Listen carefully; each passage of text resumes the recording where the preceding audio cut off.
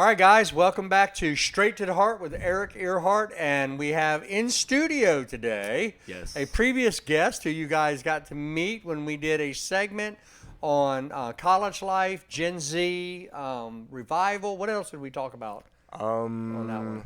The Holy Spirit. The Holy Spirit. Oh, Yeah. you were in a bunch of college debates at that time too. Yeah. On eternal destiny, Yeah. universalism. Anyway, all right. So, Big stuff. welcome to the studio, Charles Mitchell Earhart. Yes. Are colloquially known locally as Mitch Earhart. Mitch, welcome to the studio. Thank you. Yes. So you just got done with an experience that only 2% of Americans have ever experienced. You joined the military voluntarily and just completed what some branches call boot camp. I think the Air Force calls it BMT, Basic Military Training.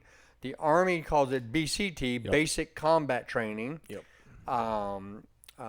Marine, their actual name for the Marines is Marine Recruit Training, and then the Navy also has their own name. So, Yeah. but colloquially known as boot camp. Yep. You just got done Fort Jackson, South Carolina, Indeed. in June, July, and the day before August. You graduated July 31st. So you went through May, June, July in South Carolina. Yes.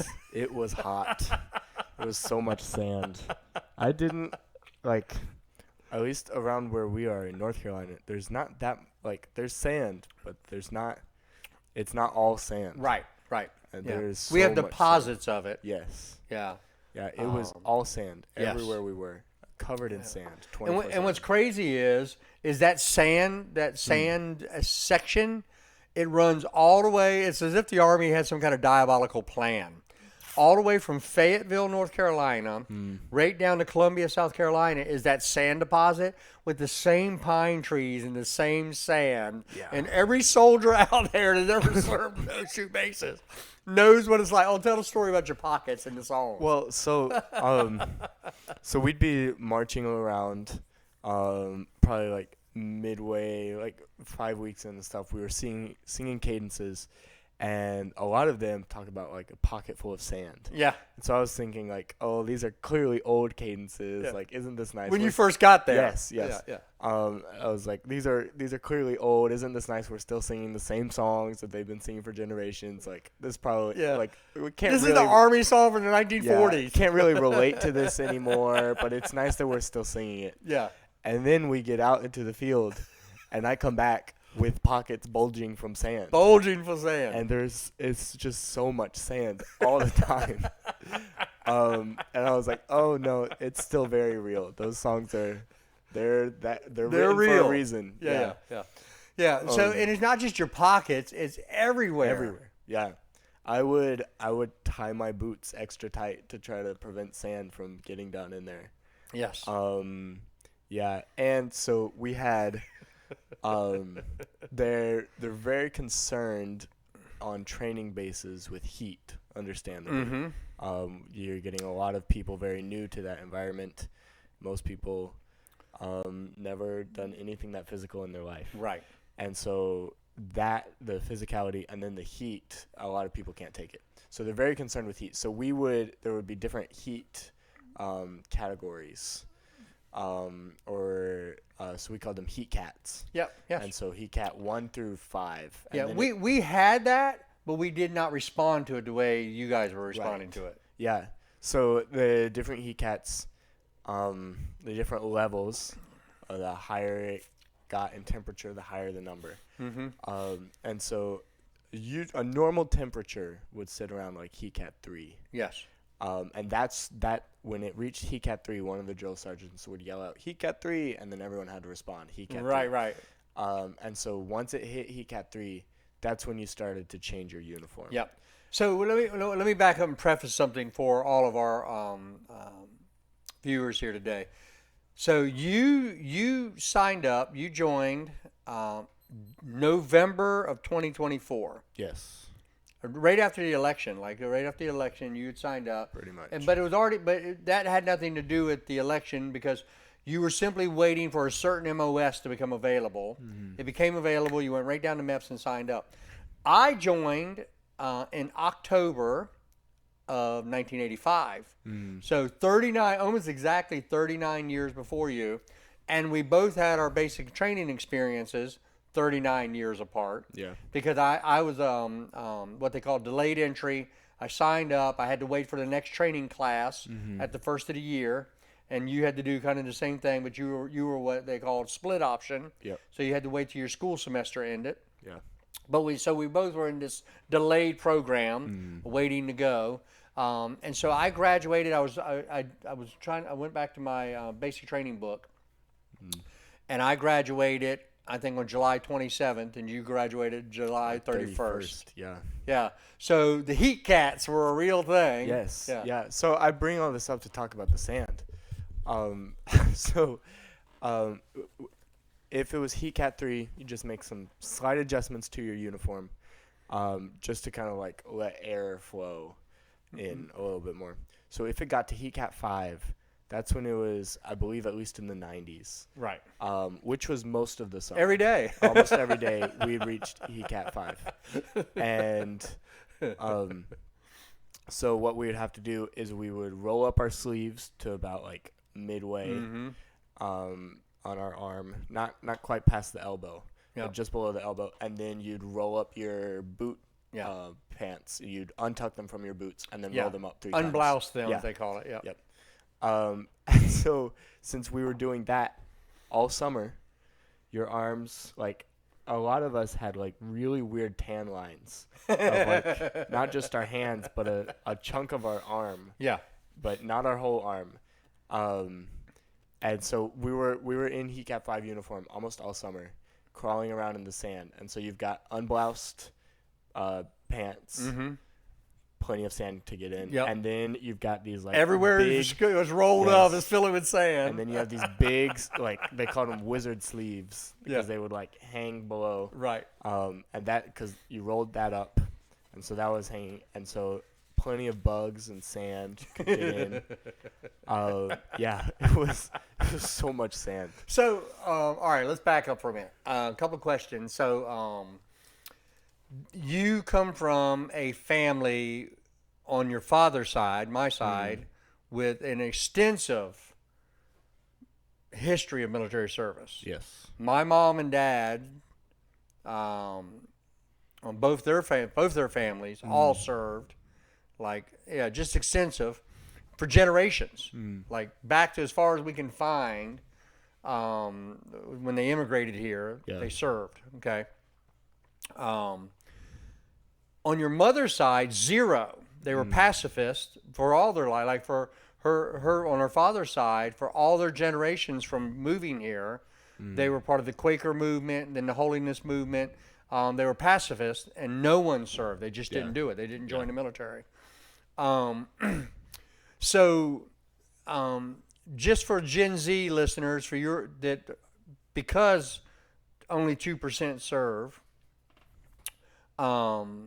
most of our listeners never served or don't come from a family that served. Yeah. What had you kind of taken in as a child, and then what was your expectation going? So let's talk about getting there. Let's talk about becoming a soldier and actually enlisting. What was your mental journey? What was the spiritual journey? What did that look like? So the short answer is I definitely didn't want to do it. It was, did we make you do it? No, no. Okay. That is something that they would bring up all the time because like people would get tired and kind of give up and wouldn't really do the push-ups or wouldn't really run. And over we heard the same kind of sentences like, "Did anyone hold a gun to your head?" Yeah, you enlisted for this. You volunteered for this. You chose to do this. That's Your right. recruiter didn't make you. No one was holding a gun to your head. So were you seeing? Well, man, I hate to sidetrack, but that statement about the people. So were you seeing a lot of people kind of just mentally giving up? And not really. We were just exhausted. yes, So it's Heat Cat 5. yeah, all the time. Yeah, we would just reach a point in the day where even if the training wasn't that difficult. We were just so tired of being there. Yeah, just worn out. Just worn out, done with being there. And so people would just kind of start to give up. Yeah. And again, it wasn't like it was difficult. We were just done. Okay. Done with the day. All right, so you did not want to join previously. Right. So how'd you get there? Yeah. So I went to college. And it's not cheap. No. Especially the college I'm going to. Yes. Hey, guys, SEU seems to be an amazing school. Yes. But it ain't cheap. It is not cheap. Definitely recommend going. You might have to join the military. So that's what I did. Yeah. So how'd you arrive at that decision? Because I had taken great pains to let you know that we were going to support you either way, and I was not trying to manipulate you into that decision. So how did you personally arrive at that decision? honestly, I can't even remember how it originally came up. Yeah, it was a really weird time because I was at Camp Kale and not very invested in getting ready for college. Yeah, it was weird. You're right. That was a yeah. strange time.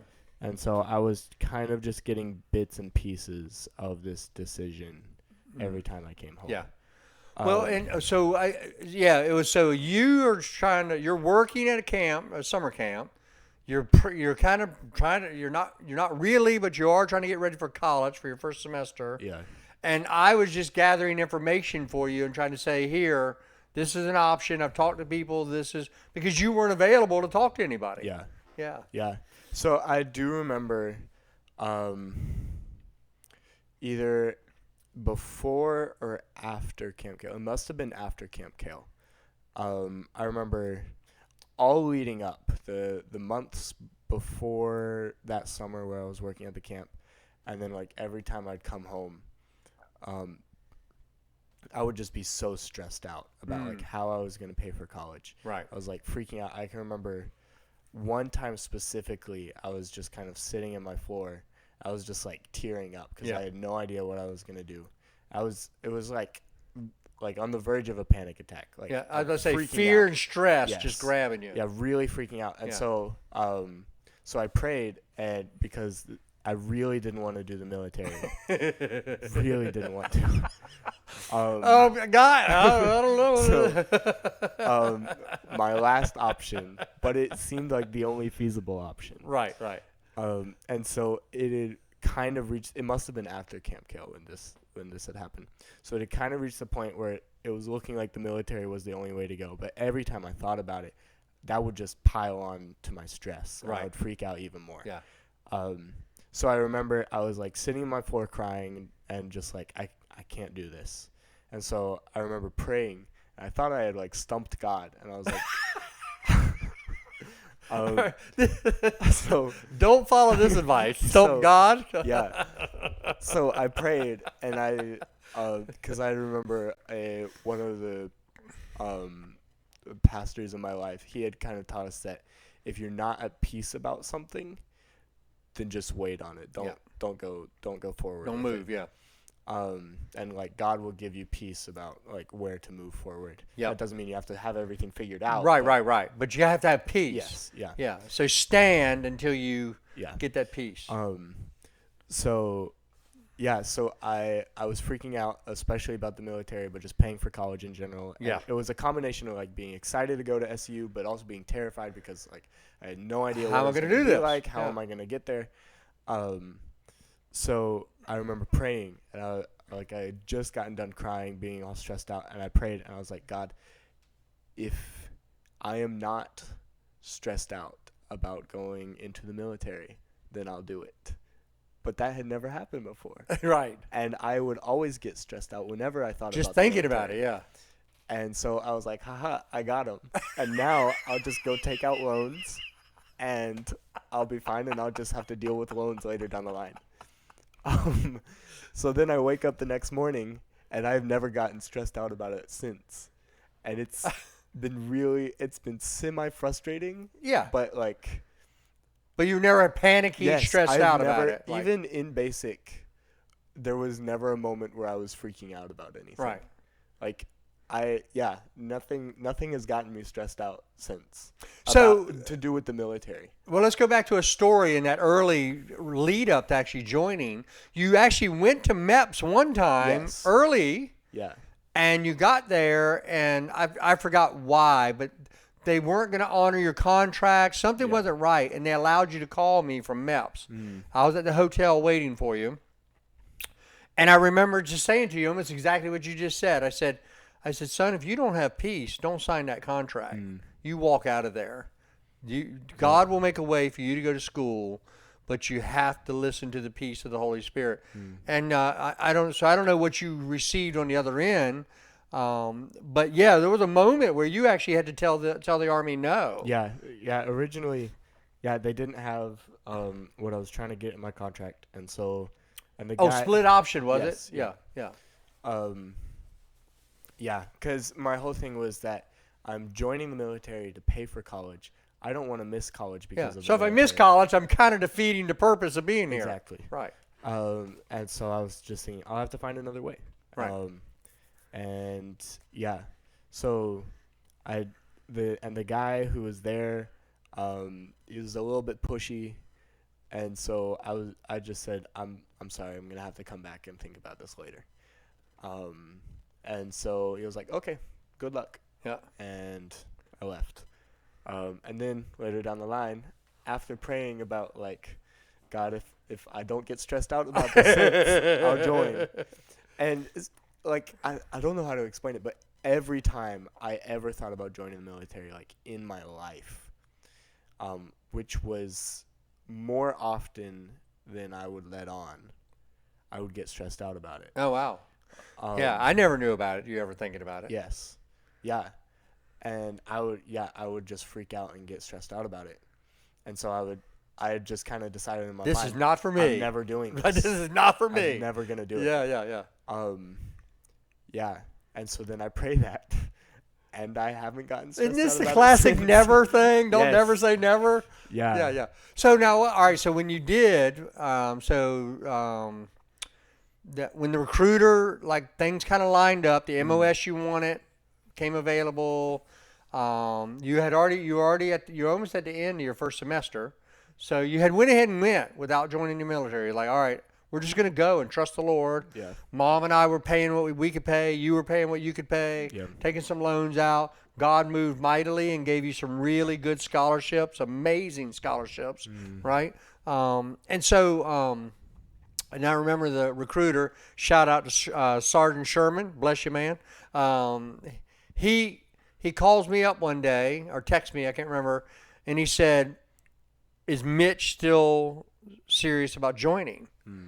This was 3 months later.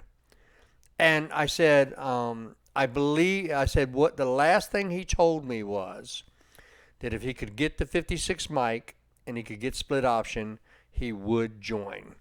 And he goes, all right. He said, because 56 mic's about to come open in the morning.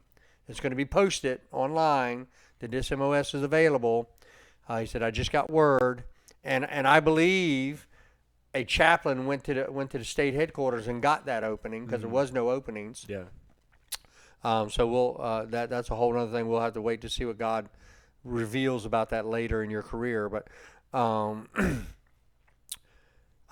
so he just said, so it's open in the morning. So we would have to go to MEPS. I think it was that next day or the day after that. Anyway, he said he had to go to MEPS with me right now to get it. Yeah. I said, look, Sergeant Sherman, all you can do is calling. What he told me, last thing he told me was, if these things become available, I'll do it. Pick up from there, because I think when you went to MEPS, didn't they try to not give you split option again? So what happened? So again, I got there and I got all the way again. So back up. I want to hear what his conversation was. How did he notify you that I've got what you want? Basically what you said. Okay. Yeah. Yeah, he was just saying, yeah, we're going to have a position open and you should be able to get split ops in your contract. So, because of the way MEPS works, I didn't have to go through all the physical testing and everything again. Yeah, because for the first time, you had your ASVAB, you had your physical. Yeah. So I was all good. So I was able to just go straight to the National Guard office and talk with them. And so again, I got all the way to the end, and I was literally about to sign. Sign the contract. And he said, and your reporting date will be January such and such. And I said, wait. And I was like, my recruiter informed me that I should be able to get split ups. And he paused and he frowned at me and he was like, are you in high school? I said, no, sir, I'm in college. He said, no, you're not. Not available for you. That's not going to happen. Right. And I told him again, I was like, well, talked with my recruiter, and he said that I should be able to get it. And so then somehow, I don't even think I gave him Sergeant Sherman's number. Right. He called him. They talked. I had to step out of the office and just wait outside for a little bit. Yeah. And they talked for a good couple minutes, and then he called me back in and he was like, okay, we can get you split ups. So I have no idea what happened. Right. But they got me split ups. So, yeah. So then, and then what happened? And I was just kind of like hoping and praying, because I got split ups, but I had to give him a date of when I thought a good reporting time would be. Right. And so he said, not January. So when would a good reporting time be? And I had no knowledge of when my semester ended or the next one started. And so I just said May would probably be good. And so so then he said, okay, I'll try to see if I can find an opening in May for reporting. And so he found me towards the end of May. Yep. And then it worked out where it ended right at the end of July. Yeah. Almost a full month before this fall time to get back to college. Yeah. So it worked out perfectly again. So May 20th was your reporting day. When did school end? Like May 5th or something? Yes. So you had like 2 weeks before you had to report. Yep. And then you've got a month before you got to report back. It worked out perfect. Literally just perfect. Yeah. Yeah. So it fell right in between everything. Yeah, it was really good. Yeah, I don't know. It just all kind of fell into place really quickly after that. Okay. All right. So you May 20th, I take you up there to Raleigh. We drop you off at the airport there with with the Virginia Army National Guard was going to get you sent off. So now it's a done deal. You've done signed up. Yes. All the stress is like whatever before then, it's done now. You belong to the Army. How did the journey go? How was that basic training journey for you? Basic combat training. Right. So, what I will say is like I don't know how to describe this other than God just gave me peace. Okay. For the whole thing, and I think it was just since I prayed that, trying to stump him. Like, I don't know what I was thinking, but yeah. So I was kind of anxious, I was both excited and I don't know. I can't think of a good word because I was nervous. I wasn't scared of going to basic. But everybody's nervous because you don't know what's coming. You've never been there. Right. But it was amazing to me that I wasn't scared to go. Right. Yeah, because I was kind of thinking about it, and basic training was like, not like my biggest fear, but something I was like the most averse to. Yeah. Like I did, that was the last thing I wanted to do. So, just before leaving, I know I heard it a couple of times, but didn't we had this weird experience where like 4 different people, even the guard at the gate, at the airport there, at the air base, the North Carolina National Guard air base right beside RDU Airport.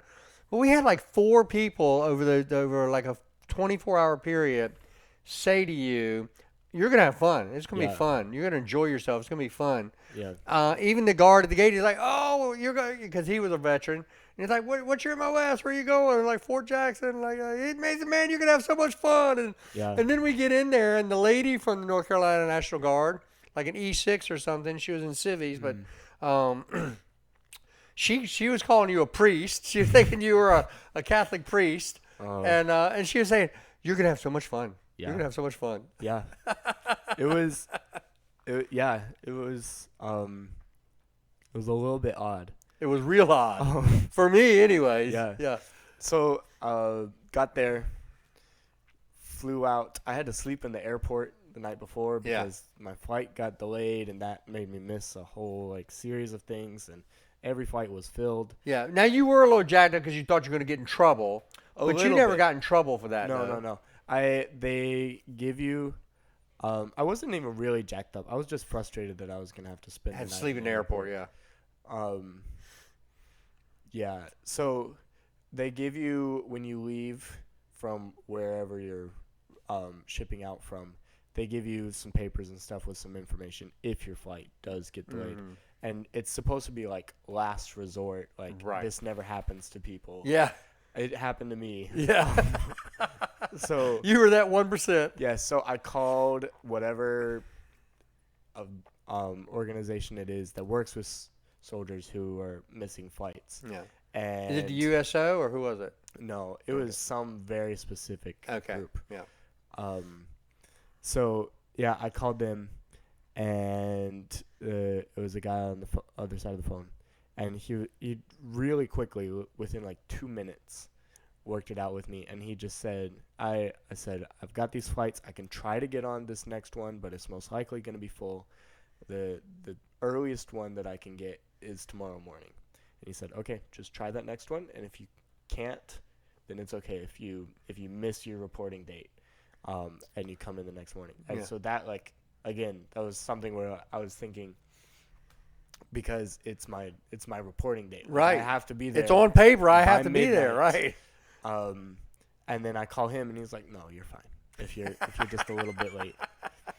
And I think, like, in a very roundabout way, again, that was God taking care of me, because I get there, and it's just a specialist who picks us up. He drives us in a little van. It's like maybe 10 of us at the most. Right. Drives us in a little red van onto the base. And had you been on time, it would have probably been buses with like 100 people, drill sergeant. Yeah, it was just a quiet specialist. He picks us up.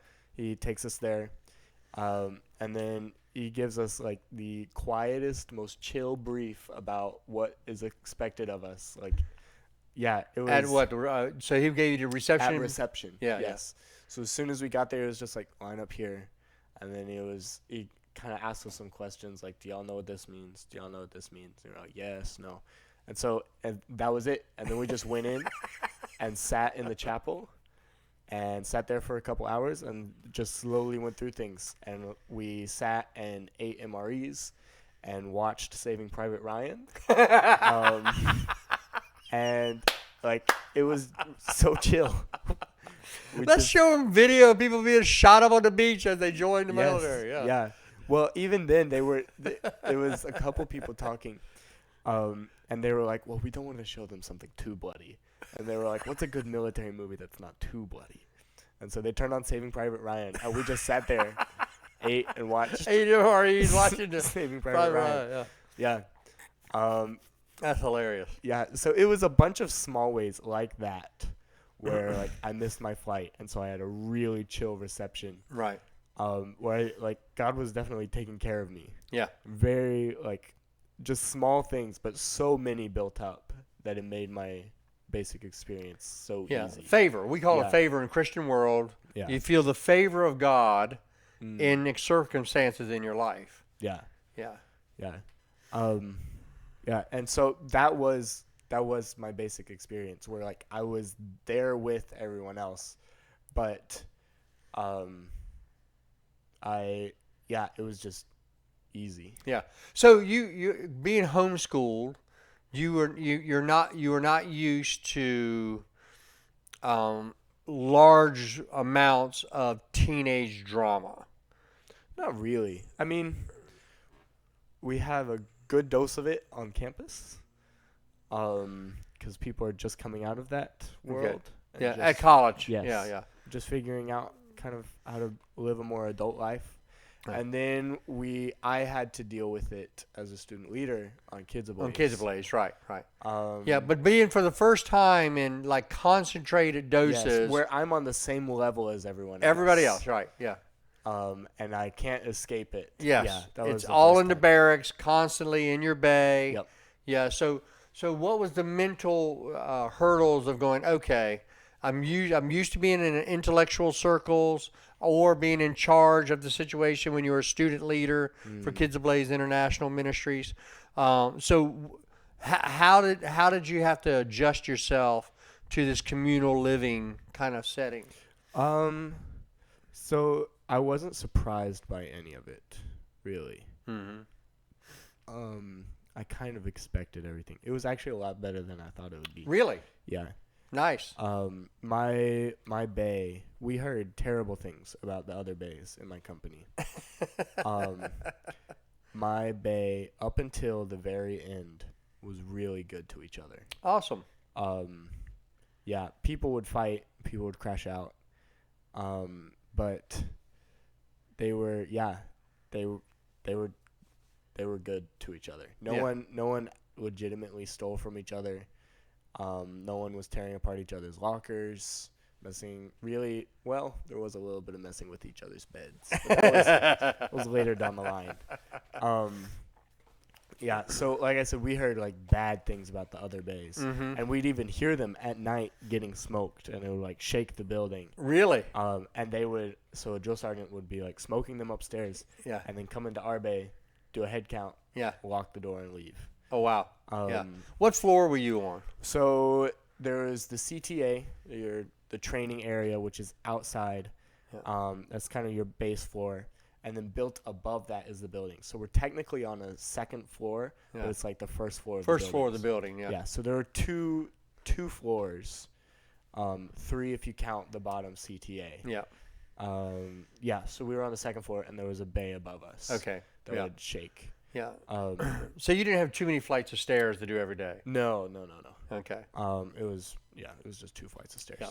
So you were kind of raised with a drill sergeant kind of dad in many ways, and I was raised with one, airborne ranger dad, and, just that. So, in other words, the military really shaped my father, shaped me in some of my leadership thinking and things like that. So, but I don't think I never talked to you boys about like what a drill sergeant is and things like that. So was there an intimidation factor with the round brown drill sergeant? Like, what was your introduction to drill sergeant life? Yeah, definitely. Definitely. So that was the thing that was most concerning to me, was like, what were the drill sergeants going to be making us do? Okay. And the only experience I had was vague recollections of like drill sergeant movies, like movie drill sergeants. Yes. Which are, of course, a more caricaturized version of something dramatized that of is already something. very Yes. So it's like dramatic on steroids. I like that. You said, let's turn that up, right? Yeah. So that was the one thing that like had me the most nervous. I was very thankful that at drill, which I did a couple before going to basic, that I kind of had an experience with. I forgot about that. You had already had some experience with drill sergeants. Yes. With reserve drill sergeants. Yeah. So we had one drill sergeant, and she was really tough. But at the same time, if we were all behaving as we should, she would just talk with us. Yeah. And so that was kind of a surprise. Okay. Because I had never seen anything like that in any media or anything about drill sergeants. Right. They were always the drama, Yes. kind of yelling, screaming, doing something. Yeah. So then I get to basic, and the first week is like that. It is just a constant yelling. Yeah. And then I was really surprised when suddenly, within our second week, they all calmed down. So now, when you say first week, at reception or first week of training company? Of actual training. Training company. Okay. At reception, they were really chill. Like they only yelled at us and made us do push-ups if we were talking in line. Gotcha. Yeah, they even told us up front a couple of times. They're like, "We're not gonna smoke you for stuff you don't know how to do yet." Right. That's cool. Yeah. So they did yell at us because everybody's new and everybody wants to talk. Right. So they did do a lot of yelling at us, but nothing. They weren't having anybody do anything crazy. Yeah. So I'm just remembering some stuff, talking about crazy. So yeah, I get to the training company. Well, tell us the memory Well, there. I'm gonna okay, get there. all right, okay. So, so I get to the training company. Crazy first week of just running around, push-ups all the time. And I had talked to a girl at the airport, the little space they have for service members. There were some people coming out of Fort Jackson Oh, as they were picking us up. crossing. Yeah. Yes, but it was two completely different buses, so it wasn't like they were getting off of theirs and we were getting on theirs. It was two completely different times. So there was a period of time where we just sat together. So I didn't know that she was coming off base, and so I asked. I was like, "Are you headed to basic as well?" And she was like, "Oh no, I just got off." And I was like, "Oh, cool." And then she had also just gotten off of AIT, so she. Oh, she did both on Jackson. Yes. Okay. So she was talking to me, and she said something that like I had gotten tons of people's comments about how basic was going to be and like how to get through it. Yeah. And she had just said, you're going to do a lot of push-ups the first week, and after that it's not that bad. And so I kind of kept that in mind.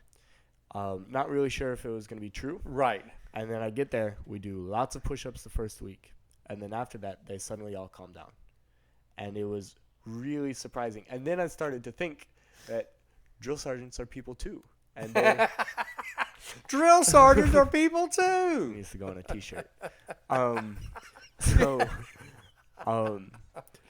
and I was just like, they can't, like, some of them clearly were trying, but it is nearly impossible to maintain that kind of like aggressive, always yelling 24/7. Yeah. You'd lose your voice. One of them did. So yeah, just all of them, like, some more than others, treated us like people. Okay. And it was really, people. really surprising. Yeah. From what I had seen and what I was expecting from like a drill sergeant. Just because the look and everything that's advertised about them is so dramatic and so loud and fierce. It was really surprising. It's a caricature. Yes. Yeah. It was really surprising to have a calm drill sergeant. Right. I was like, what is this? What I was thinking of earlier was we had one guy in my platoon who was a little bit clueless and couldn't really, like, never really got his uniform straight or anything. And so within, like, our second week, we had just gotten done with the gas chamber, and his uniform was just all out of sorts. And so he got assigned a permanent battle buddy, which the Army doesn't really do. Right. You just whoever can be your battle buddy, but this guy got assigned a permanent battle buddy who was supposed to always make sure his uniform was straight. And then after that, He got a mom. yes, basically. And so after that, then my senior drill sergeant, he was like, you see that tree over there? Go guard that tree. Yes. And so he had to just stand there until we were done I've- with whatever I've done we were that, doing yes. to make sure that tree had a battle buddy as well. Yes, that's right. So, yeah, it was a lot of stuff like that. But at the same time, like, I was never involved in any of that. So I was able to just stand in the lab. Yeah, you gray man pretty much the whole time. Yeah. Yeah, you just got in the middle, that middle bandwidth, and just got through gray manning. Yeah. Yeah. And towards the end, I was a little bit sad that I had done that because none of the drill sergeants knew me. Right. And towards the end, they were all friendly with everybody, and they were able to joke a lot with some people who had not grade manned. Right. But had made it through and were like soldiers now. Yeah. But they had no idea who I was still, Yeah. even at the end. It's interesting your statement about them being people, because I'm thinking back now 40 years ago. So at that point, all of our E7s and E8s and a couple of our E6s were Vietnam veterans, right? And so the older guys were way more chill. Mm-hmm. You know what I mean? They had seen lots of combat. They had been serving as troop leaders, where they had actually led soldiers, right? But all of the young E5s and young E6s who had not really had much time leading soldiers were just brutal. Yeah. Like Yes. they were loving this round brown power, right? They were just jerks. Yeah. But the older guys would just talk to you. Back then you could smoke, right? So they would smoke. We weren't really we weren't supposed to smoke, but every now and again we could get a cigarette. But they would smoke. The drill sergeants would smoke, and they'd light up a cigarette, and we get them to tell us war stories from Vietnam or whatever, and yeah, it was kind of cool. Yeah, all of our drill sergeants who were infantry were the most calm drill sergeants. Yeah. Which is wild to think. Because you think they're going to be the most raw. Yes. Yeah. Yeah. But the ones who had and you could tell by their uniform if they had really done time. Yeah. And they were always the most chill. Like they talked the most casually to us. Because they had actually led troops. Yes. Yeah. And I was suspecting kind of the whole time that they had seen what the Army's all about. Right. And basic training is not what the Army's all about. Right. And so treating people this certain way in basic training doesn't make sense. Sure. To an extent. Yeah, yeah. For training people to join the Army. Yes. Now, unless you're a Marine or a Ranger, which they thrive on a culture that's constantly like that. Yeah. Very rigid, very rank structured, very move now when I say move. Yeah. And they have a purpose for that because they're assault forces. Yep. Unless you're in those kind of environments, the Army is really about competency and doing a good job. Yeah. Yeah. And there was a lot of we'd be moving too slow, and so we had to pick it up and stuff. But yeah, for the most part, it was just do what I told you to do, and you'll be fine. Yeah. One thing that I was really surprised, and that I really enjoyed, was that. So I don't know where I got this idea from, but I just kind of had this idea that drill sergeants were so separated from the world that they had no idea what the outside world was like. Yeah, you didn't think they went home at night to a daughter and a son and a wife and a TV. Yes, yeah. And again, I have no idea where that came from.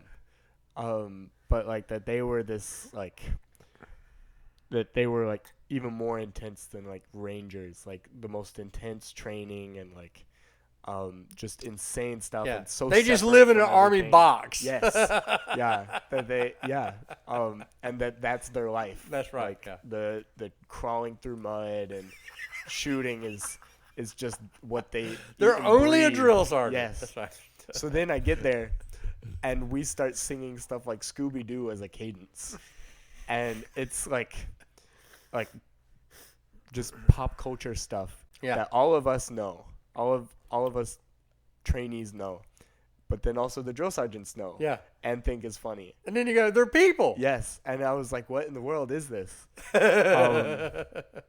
And stuff like that made it so much more enjoyable. On the ruck back, some of our drill sergeants, the long ruck back from the forge, some of our drill sergeants, and it was 3 a.m. We were all exhausted, and they were playing SpongeBob sound effects on their phones as we were walking. So the SpongeBob squishing, feet, squish, yes, squish. that was playing while we were rucking back, and it was stuff like that all the time. That is hilarious. Yeah. So they were hard on us about some things, but then as we went through the cycle, they were a lot not lax with us, right? But they trusted us with certain things, and allowed us a little more wiggle room as we got further and further through the 10 weeks. Mm-hmm. Yeah. So it ended up being I was surprised to find myself having fun. Wow. A lot more than I thought I would. So the prophecies of those 4 people were true. You were having fun. Yeah. Yeah. Yeah. Yeah. Missy. Answer that, please. Yeah. It was really good. I think one of my favorite memories was when we did what's called Nick at Night. Yes. And Nick is night infiltration course. Night infiltration course. So you're saying night infiltration course at night? Yeah. It's a double positive. Yes. Anyway, so we call it Nick at Night, and basically They put you in a trench. You can't see anything. They start shooting live rounds over your heads. You can see the tracers. So Yes. it's like red lasers. And then they just start yelling at you. You have to climb over the wall, Get out of my ditch. crawl through the sand. And you have to – we told there was going to be barbed wire and logs and chain link fences ahead of time. Yeah. And they were like under barbed wire, over logs, around fences. And so then you just got to go. Yeah. And you can see the 3 towers up ahead where they're shooting at you. Yeah. And at least from where I was, it felt more like at rather than over my head.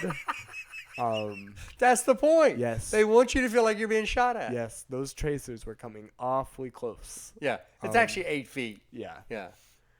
No, I know it's safe. Right, but right. It feels felt close. really Yeah. close. You know, the Marine Corps doesn't even use live ammo for theirs. Really? Right. Shame. Shame. Shame. Yeah, so you just had to go, and it was exhausting. Like, I wanted to give up so bad, but it was a lot of fun. Yeah. Your pockets were getting full of sand too. Yes, they were. Your pockets were pretty much digging sand as you were going, because you're low crawling through the sand, Right. and you're just dragging your That's pockets right. through the sand. You became a motor grader. Yes. And your helmet, pushing Yes. that helmet through the sand. Yeah. Well, so I noticed. I don't know if technically I should say this, but I noticed that no one was really watching that closely to a giant group of people. Yeah. And we were supposed to low and high crawl. Right. But I didn't want my face in the sand. Right. So everybody high crawled. Yeah, so I looked around. I didn't see anyone who could really notice me, so I just high crawled through. Yeah. I did get stuck on the barbed wire for a minute. Okay. It caught my my camelback. Yeah. So I was there trying to get out. Yeah, I was about to say, so what gear? You had your M4, had your Camelback. What Yes. gear did y'all have to be in? Yeah, so we had our helmet, our plate carrier. Okay. However, we didn't have No plates in, it. yeah.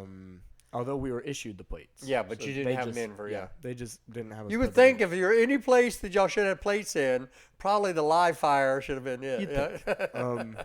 we all had them in our plate carriers and took them down, and they had to tell us to take the plates back up. Right. And to take them out of our plate carriers. Anyway, so yeah, we had just our basic uniform, helmet, plate carrier, taps, which is like everything that holds your magazines Yep, and your yep. equipment and everything. Yeah. Load bearing equipment. Yep.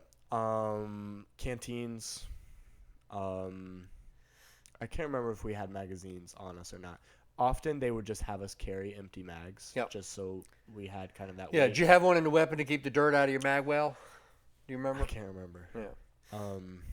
Sometimes we didn't, and we'd have to clean for a hot Yeah. minute afterwards. Yes. Yeah, so we had their weapon, helmet, taps, plate carrier, general uniform, and then your camel pack. And so you kind of got like a humped back by the end of all that being on you. So what Yeah. was it? So 100 yards is not that far. It's a long. It's a No. good crawl, Yeah. but it's not that far. So was it just the tension of the live fire and all that kind of kept, the stress I guess that so. made it so exhausting? I guess so. It was that, and a lot of it was carrying my weapon the right way. Right. And it's not like a difficult way, but it has to be in your arms a certain way. If you're high crawling, yeah. high crawling, Same yeah. thing we did, yeah. And that was the biggest thing where I was like, I'm not low crawling because it's supposed to be over your shoulder. And I tried that at first, and it just kept Yeah, you falling put it off. across your arm with the sling. Yeah. Yeah. It just kept falling off. I was Yeah, like, I'm not it doing doesn't this. work. I'm not doing this. Yeah, whoever designed that, it doesn't work. So, yeah, I just high crawled the whole way. And it was that, and it was really soft sand. It was like the hot sand Beach on the sand, beach. yeah. And so digging through that with your elbows, and you've got a weapon in It's your hands. exhausting. Because And the then- ground's literally grabbing at you. Yes. Yeah. And then they're shooting the ammo over your head, or the rounds over your head. And so, yeah, it's a lot all at once. But so we had to pause whenever our flare went up. Same, yes. Yeah. So beforehand, we got there like 6 hours early. We did it Wow. at like 1 in the morning. Okay. And so we sat for like 6 hours waiting for our turn because all of the companies. Okay. And you in were my E battalion, company, so you were last the one. very end. Yeah. So every company in my battalion was doing it the same day. Okay. They started around. Could y'all hear it in the background going off? Yes. Yeah. So that's why I bring this up. We sat for 6 hours, and 2 of those hours nothing was happening. Everyone was sitting. All the companies. And so we sat for 6 hours, and then way off over in the tree line, once it got dark, we would see these yellow flares shoot up. And we weren't really sure what was happening, but it was like, oh, look at the flare. Yeah. And then we get there, we get our brief, and they say, when the flare goes off, then you have to stop. Yeah. Stop moving. And then when it burns out, then you've got to start moving again. Right. So where y'all were waiting at, y'all could hear the M240s firing Yes. too for the other companies. Yep. Yeah. Yep. So we went through the woods, and while this was happening, there was heat lightning, and so it was silent lightning, and so it was like past midnight, and this like lightning would go off every once in a while. Yeah. And suddenly, like it was just the coolest thing. Yeah. And there was no thunder, so You it felt was- like you were in a war movie. Yes, yes. We were all like geared up. You're a Private Ryan. I pro, you're pro in. It looks, yeah, it was, I felt so tactical is what I was telling all the guys around me. So we get there, they give us the brief, they're like, if the flare goes off, you've got to stop moving. And then when it burns out, you keep moving. Yeah. So we get about halfway across the range through the sand, under and over logs and barbed wire. And so flare goes off, and I just look around me, and it's like an army of ants, but it's people. Because you can Like, see them all yes, now. Yeah. Suddenly I'm looking around, and there's like people all scattered throughout this sand. Isn't that cool though? Because probably before that, in the dark, you're just in your I own was- mind, I in was your so own focused world, on trying going to get forward. across that field. I could see like one or two people ahead of me. Right. I was also in the first group. Okay. And so everyone There's was very behind few me. people in front of you. And I was Yeah. really trying to get there fast. Yeah, yeah. And so I was staying ahead of most people, and everyone was already So the behind flare me. goes up, you look around and go, "Oh And wow!" Suddenly, all these people around Yeah. me. Yeah. So then it goes out, and before the flare was going off, they would just shoot a couple of rounds every once in a while, just kind of keeping fire over our heads. Well, when the flare went off, they went for it. Yeah. It was like constant fire. Right. For the 2 or 3 minutes that the flare was up. And then it extinguished, and they started going back to the Yeah. occasional rounds. Yeah, And because so you got to we're keep the going- barrels cool. Right. I mean, you got to think about this. Yeah. They're firing those machine guns for 4 hours. Yeah. Yeah. So then I get like maybe 20 feet from the end, maybe even less. And I'm so close, and I'm just trying to go. I'm up to the tower, so I'm past the rounds Right. going over. I'm up to the towers, and they told us, like, if you get up at all, someone's going to throw you down back into the sand until you reach the end. So I'm like right at the end. I'm past the towers, so nothing's even going over my head, and then the second flare goes up. You got to wait. I just have to lie there. One guy next to me tries to get up Yeah. and tries to just go ahead, and they take his helmet and throw him back into the sand. Right. And so I'm just like lying there waiting for that fire to extinguish. And the first one didn't feel that long because I was exhausted. Right. But then the second one, just lying there, felt so long because I was so ready to get out. Yes. And so then finally the flare extinguishes, and I just crawl, and I get to the end, and then it's like chaos for another 20 minutes as people have got sand in their eyes, and they're like, one girl had it like deep in her eye, and she was like crying because it was like scraping her eye. Yeah. And there's like sand everywhere. Your arms and legs are like just burnt. Yeah. And Muscles everyone's you're at trying muscle to- failure. Yes, you're trying to get information, Yeah. but it's like 2 a.m. Yeah. You're exhausted. And the drill sergeants are yelling at you to just get information as people are coming off of the range. And so then we did an arm immersion, which is something that is only in basic. Yeah. So we did the I've arm never heard of immersions. it before. Yeah. Yeah. It's supposed to cool you down, but I'm not so sure about that.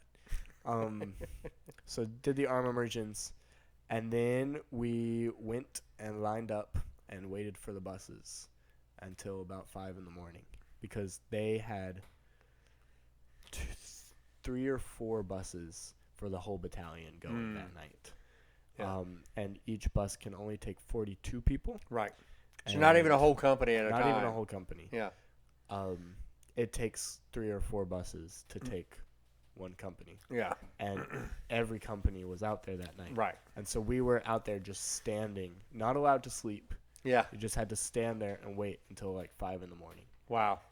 And that was That was the most frustrating part. That was honestly probably the most frustrating part of my whole time in basic. Yeah. So for our viewers here, guys, if y'all don't, there's an old saying in the Army. I'm sure it's in other branches. Hurry up and wait. Yes. Hurry up and wait. Yeah. And so that was the perfect example of hurry up and wait. Drill sergeant screaming at you, getting you formed up. Hurry up, get over here, get over here, get over here. And then you wait 4 hours for a bus. Yeah. Yeah. That was the angriest I was in basic. Just because none of us knew when another bus was coming. Right. We didn't, and we were also watching other companies line up beside us. And I was like, absolutely not. I'm going back to the CTA. Y'all are not taking these buses. That's right. I'll fight you over a seat. I will get back to my bed. Yeah. And then we all get back, finally. And that is when I had the most sand in my pockets. And a couple of guys stand at our door right outside of the steps. And they're not letting people in until they shake the sand off of themselves. And everyone's like, no. These are not drill sergeants. These are just soldiers. These are just guys in our bay who don't want to do extra work to clean. You're like, dude, we'll beat you down if you don't get out of my way. Everyone just starts pushing through them. And we're like, no, we're going to bed. I'm not doing this. I'm not doing this. Because it would have taken like another hour for everybody to shake all that sand off. Yeah, so we were done. We were so done. That's the angriest I think I'd seen anybody at each other. Yeah. Because we had to, when we got back, we had to stand on the lines for like 30 minutes to get accountability and for the drill sergeants to figure out some sort of confusion. And it was so frustrating. Yeah. So now our current Army basic training is set up around what they call red, white, and blue phase. Yes. So y'all did your nick and night at the end of your white phase. Yes. Just as you're getting ready to go into your blue phase. Yeah. Yeah. Yeah. Or actually it might have been more in the middle of blue phase. I think we had phased up to blue. Had you? Yeah. Okay. Yes. Yeah, because the forge is really what you look for. That's the culminating event for blue phase. Yeah. That's basically what you'd consider a graduation event. Yeah, it's the ruck back is your last graduation requirement. Okay. So everyone gets your blue book, which is your soldier's book. manual. Yep, Yeah. just everything. There's so much, I would say, useless information in there. But if it's there if you want it. So there's a page that everyone kind of has marked at some point in basic, and it is your list of graduation requirements. Mm-hmm. And so I was checking off mine as we were going, slowly getting closer. Well, the frustrating thing is, within your first 3 weeks, you complete like 2 of 15, and then You're like, we're never gonna get this done. And then white phase goes, and you complete like maybe 5 more. Right. And so almost everything is in blue phase. Yeah. And so you have to wait until the very end, and then suddenly you're checking off a whole bunch of stuff. So we did the anvil. The anvil is at the very end of white phase. So we did the anvil, and then Nick at Night, and then we did grenades, and we did buddy team live fire. There was something else. Oh, land nav. All within like a week and a half. Right. And it was all just like go, go, go all of a sudden. And then suddenly it was a little bit of rest before the forge. And then we had the forge, and that was some of the most fun because me and my battle buddy, we dug our foxhole. We made it really nice too. It was really spacious and it was comfortable. It was nice. And yeah, so we dug our foxhole, and then we literally just sat in it and talked for a day and a half. Y'all became moles. Y'all go in underground and disappeared. Yeah, and we just sat and talked because we were at the very end of our platoon. Mm-hmm. And so when they were attacking us and we were supposed to defend, I never once saw anything. I saw smoke drift in front of my face. Yeah, the Op 4 never made it to your side of the perimeter. Yeah. So I was fine. I just sat there with my friend, and we didn't do anything. We got to, for the first time, we got to pick the MREs we wanted. Yeah. So we got good MREs, and we just sat there and did nothing. Yeah. It was really nice. After those weeks of go, it was a really nice break. Yeah. What's interesting is, actual combat can be like that. You have a company perimeter, and when the Army, so there's times when the Army's trying to give out Dewey boy badges, right? So everybody gets a combat badge. Everybody gets if you're an infantry unit, sometimes everybody gets a CIB. And there's other times when the Army's wanting to be stingy about these things, right? And they won't give them out. I remember my dad being so mad that they were in a firefight and only one, like, in a company perimeter, only one platoon Yeah. got engaged, right? Yeah. And so they, all those guys from that platoon that were actually engaging the enemy got their CIBs, and the other platoons didn't get them because they didn't actually shoot. They were over here, so they're in the perimeter and they don't shoot. But then another company, they gave everybody the CIBs, right? Yeah. And I remember him complaining about that so much. But yeah, so you could literally be in a battle where you just sit over on the other side and nothing's happening. We did have, so it was, everyone was expecting to be attacked at night, and we did a couple of times. We did get attacked at night. Again, I was never attacked. Never saw anything. Except we were kind of on a hill in the woods, so still trees everywhere, but kind of on a hill, and down the hill was kind of this road cut through the trees. And so the drill sergeants all had glow sticks on them. And so we would kind of see like these lights just kind of up and down the road. Right. Well, we saw one tiny little light start to come up towards us. And so this whole time like drilled into us was the 3Ds. So like your distance, your direction, and then like your description. And so like yelling out the 3Ds all the time. Right. Every time anyone saw anything, they'd be like, one enemy, 12 o'clock, 100 meters. That's right. Yeah. And so like you're kind of supposed to be quiet in your foxhole just so like they don't know where you are, but everyone's yelling out the 3Ds all night. All night it's going. So we see this tiny little like yellow light, same color as a glow stick, just start to slowly make its way up towards us. A tiny little light. And so someone shoots. Oh, and we also had like a password. I can't remember what the actual word for it is. But it's like you give a word and someone gives a word in response. Yeah. So we had like storm and monster. So you'd say like, that's a big storm up ahead, and you'd say like, it's a monster storm. Yeah. Or like, it looks like a monster. So exactly. You have to include those words. Right. So people were giving out the pass. Yep. All the time as this light was coming up, and there was no response. And so we were told, if you give it twice and there's no response, you're supposed to shoot. Yeah. So they gave it multiple times. No response. This light just slowly keeps making its way up towards us. So it's like the sun is set. Everyone's quiet, kind of making this, watching this light make its way up. And one guy just goes for it, and he shoots, and the light disappears. And a drill sergeant comes over. He's like, "Who shot? What was that?" Because the drill sergeant knew, like, whether there was drill sergeants coming or not. He was like, "Who shot? What was that?"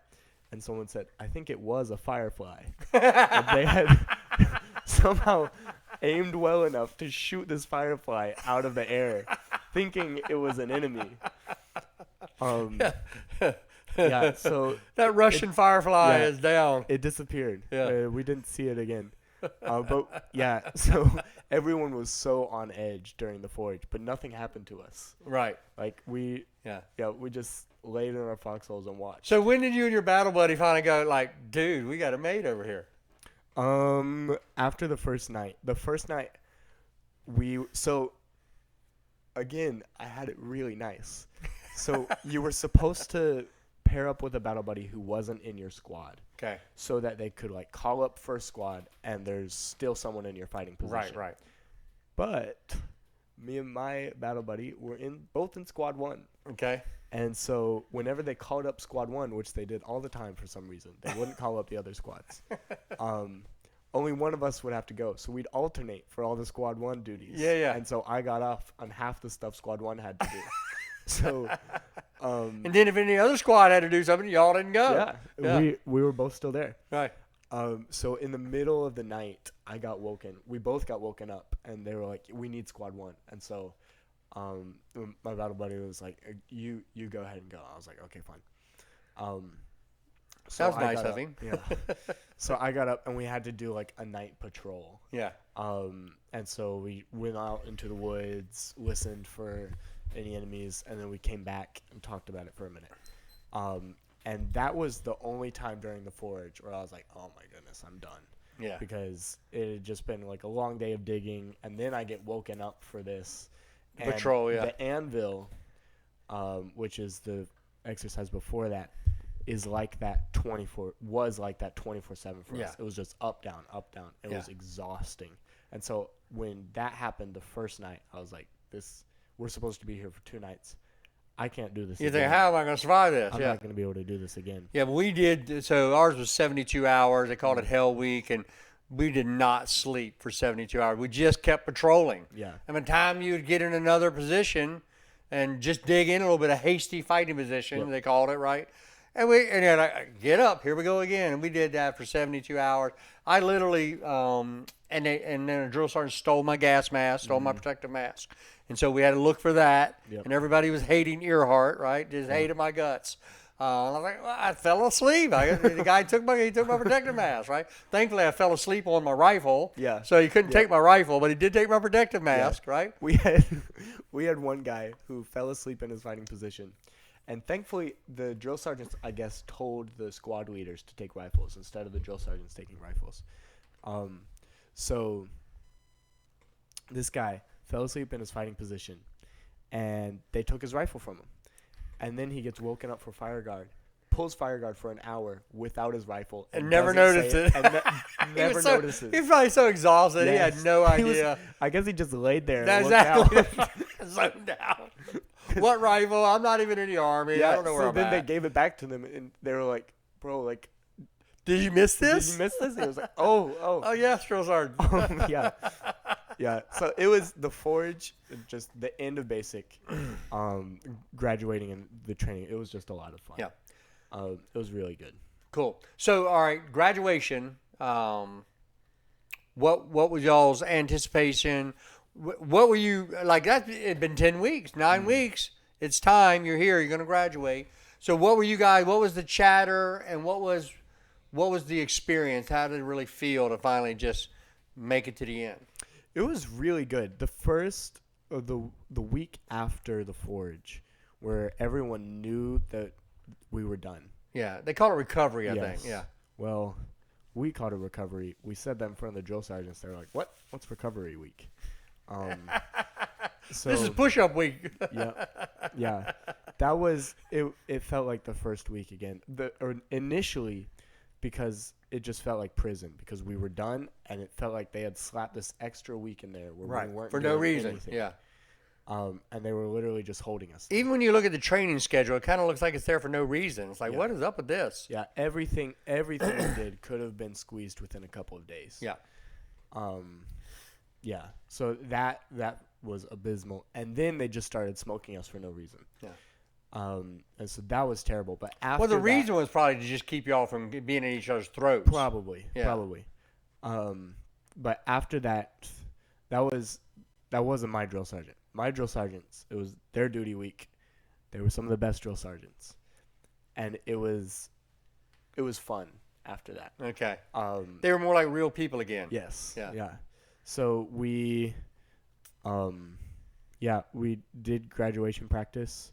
We did one of the really fun things that you do your last couple of days there. It's called Apollo, and we did it right before the DFAC. It only lasted about 30 minutes, but everyone gathers up. Drill sergeants in the middle, sitting on their PT stand, and if you have an impression of a drill sergeant, you can come out and do it. Yeah, yeah. And so people were doing impressions of drill sergeants, and some of them were scary accurate, Yeah. like spot on.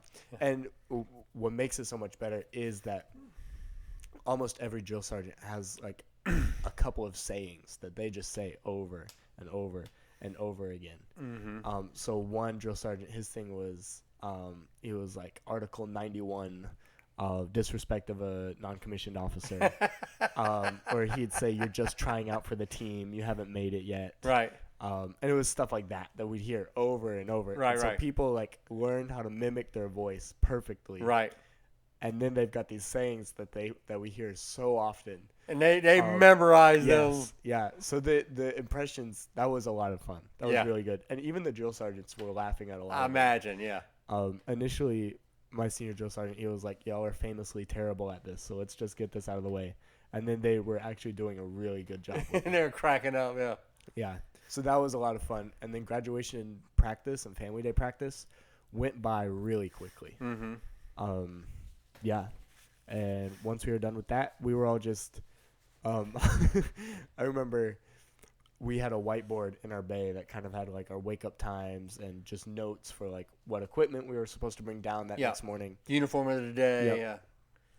And so it was also our whiteboard. Okay. So like we wrote on it what information we were given. It wasn't like a drill sergeant's thing. Right, yeah. So they wrote on it like, please don't mess it up for yourself initially. And it was like T-minus like 8 days and a wake up, and we were counting down the days. And then during that week where it was absolutely terrible, it was like, please stop messing it up for everyone else. And then it was stop messing it up for everyone else. And then it was you're messing it up for everyone else. Right. And it like changed every day to be more and more direct. Yes. What was written on the whiteboard. And yeah, so it was really good. After that first week after the forge, it all just mellowed back out.